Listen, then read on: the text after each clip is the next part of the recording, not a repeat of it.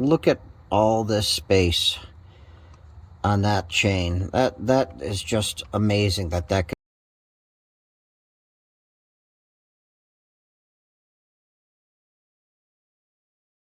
All right, 2013 GL450 transfer case is making a grinding sound. I will give you an example. Okay, anybody else with that grinding sound? The way to do it, put your foot on the brake, put it in gear. You hear that skipping.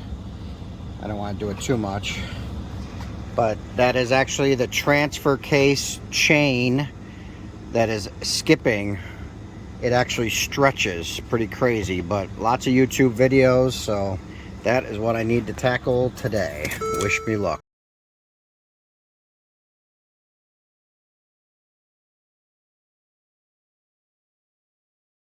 Okay, so here is the transfer case.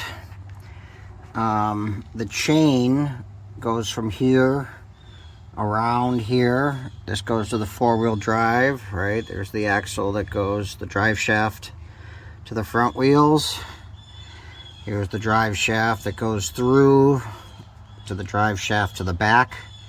So again, this chain just goes, I love the design. I mean, you can't get any simpler than the design. So there's a chain that just goes to the four-wheel drive and then back around the gears. But I guess that chain stretches.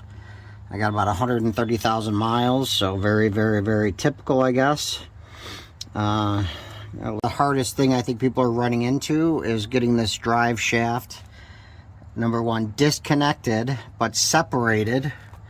And then you got to go back here, take off the plate, but take off the support, I guess, just so this drops down enough so that this drive shaft can actually go up and out of the way, because once I get all these bolts off, this has to come this way, right, to separate. So the biggest, I'm not going to play the video as I'm taking all these bolts off, but I'm taking these bolts off, I'm taking all these bolts off, I'm obviously draining it. Again, I'm taking these supports off to make room to be able to move that drive shaft. So I will check in hopefully when I have it off.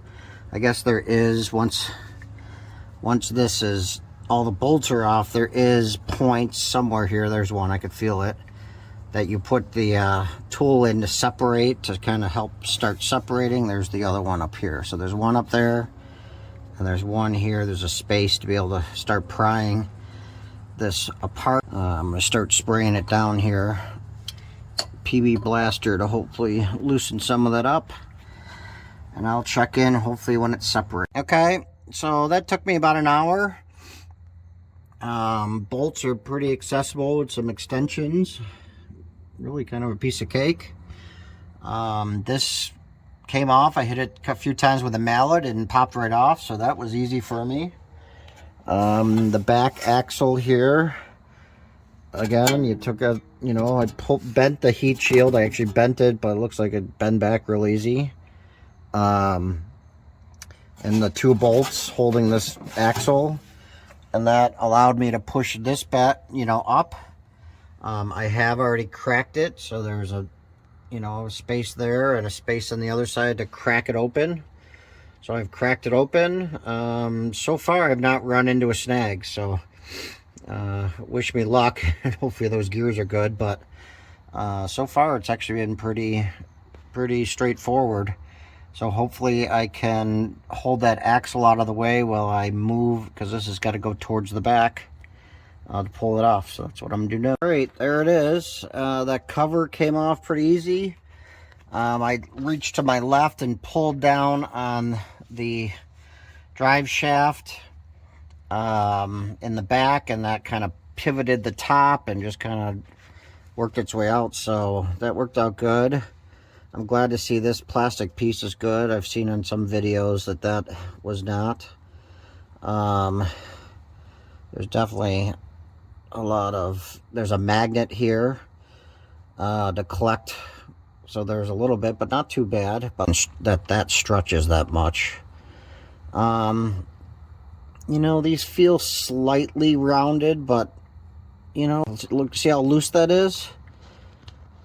I'll know right away. I mean, putting, you know, look at that. I got 2, 3, I mean, all my fingers between that plastic thing and the chain. So we'll see how tight that is with the new chain, right? See, I mean, my whole hand is between that. So if the new chain is really tight, then I think these gears will be fine. So I'm going to clean this up really good. And put it together and see how it goes. Okay, so that's the gear and the chain off. I mean, it just slid right off. In fact, I kind of had to hold it on because my truck is slanted, just being on all the jacks. You know, I'm just going to put a big pan here and just try to clean it up. Or not. I mean, I'm just going to clean it up, change the chain, put it back together, and hopefully it doesn't leak and takes care of the problem. But so far, so good. All right, there is the old chain on top and the new chain on bottom. It's not perfectly set up, but you can see definitely the bottom chain is much tighter, smaller than the top chain. But it'll really show once we're in it. But look at that. Look at the difference. I can't believe that stretches that much. So these covers have a magnet, you know, to get any of the shavings. But boy, I don't know. Look at all those shavings. That almost worries me. Hopefully the shavings are mostly from the chain. You know, look at that. If that's all metal shavings. But I don't know, hopefully. So we'll get all this cleaned up and get that magnet cleaned up. But kind of cool how they put the magnets in there to really collect any shavings, keep them away from the gears, but we'll see.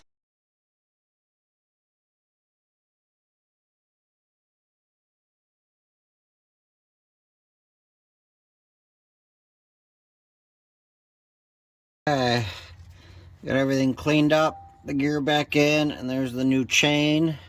Again, everything has been easy.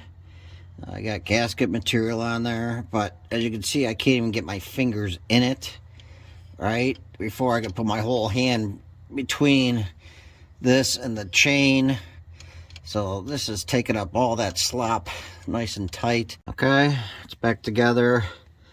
I just need to torque it down. Need to check the torque again.